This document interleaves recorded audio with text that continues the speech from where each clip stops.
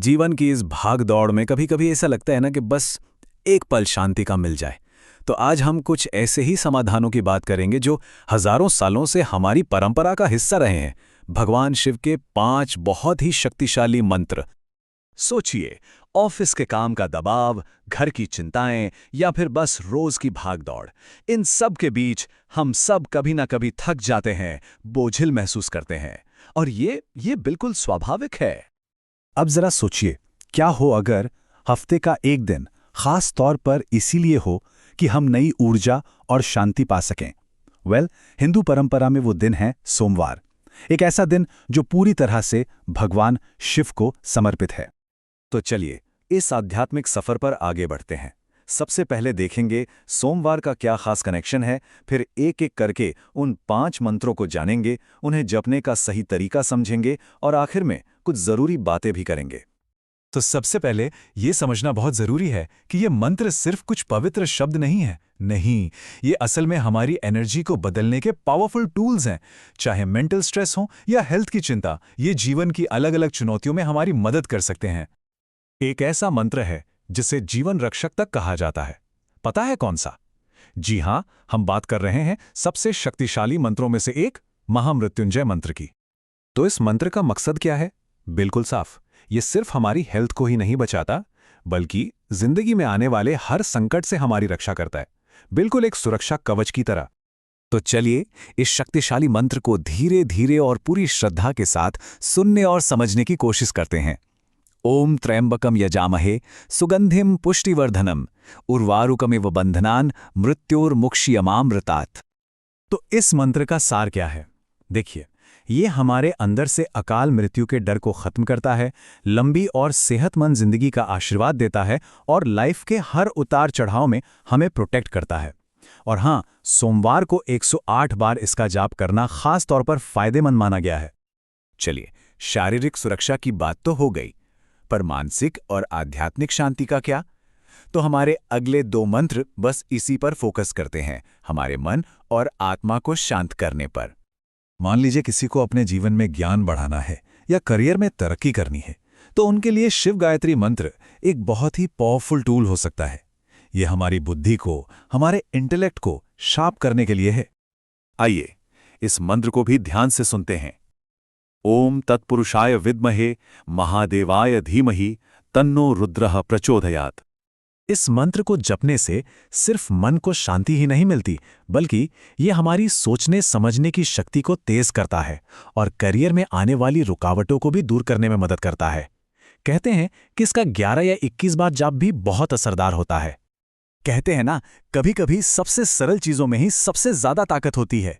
बस ऐसा ही एक मंत्र है पंचाक्षरी मंत्र, ओम नमः शिवाय।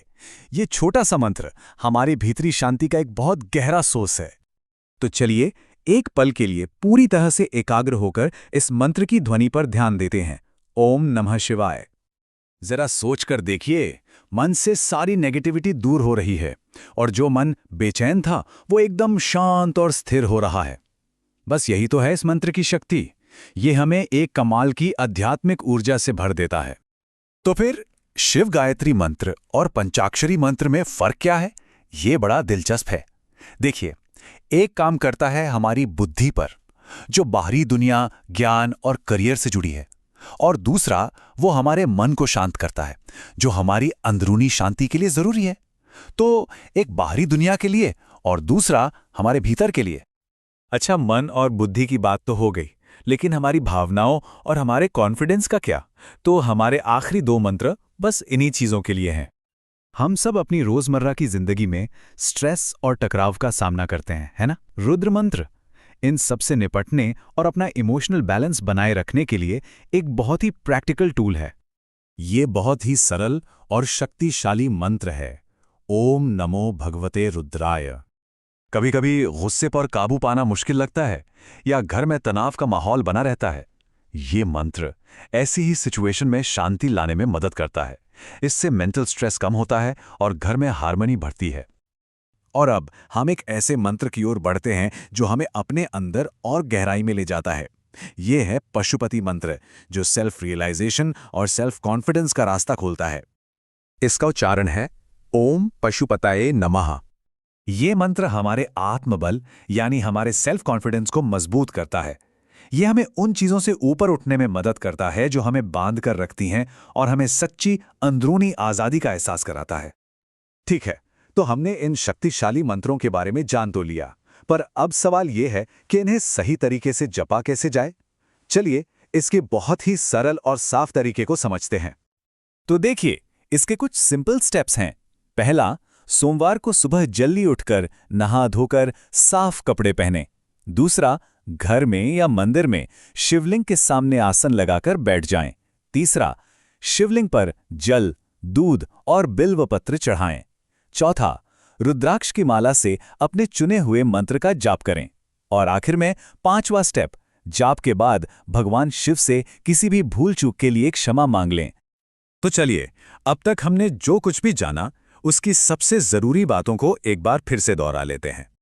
याद रखिए, ये 5 मंत्र सिर्फ शब्द नहीं हैं, ये एक तरह से हमारा आध्यात्मिक टूल किट है, एक बेहतर और शांत जीवन के लिए। ये हमें हमारी भीतरी ताकत से जोड़ते हैं, मन को सुकून देते हैं और हर मुश्किल का सामना करने की हिम्मत देते हैं। तो आज की इस बातचीत के बाद एक सवाल पर जरूर सोचिएगा, जीवन के किस हिस्से में शांति की सबसे ज्यादा जरूरत महसूस होती है। और हाँ, एक बात और ध्यान में रखना जरूरी है कि ये सारी जानकारी जनरुचि और धार्मिक मान्यताओं पर आधारित है। किसी भी खास परेशानी के लिए किसी विशेषज्ञ या ज्योतिषी से सलाह लेना ही सबसे सही रहता है।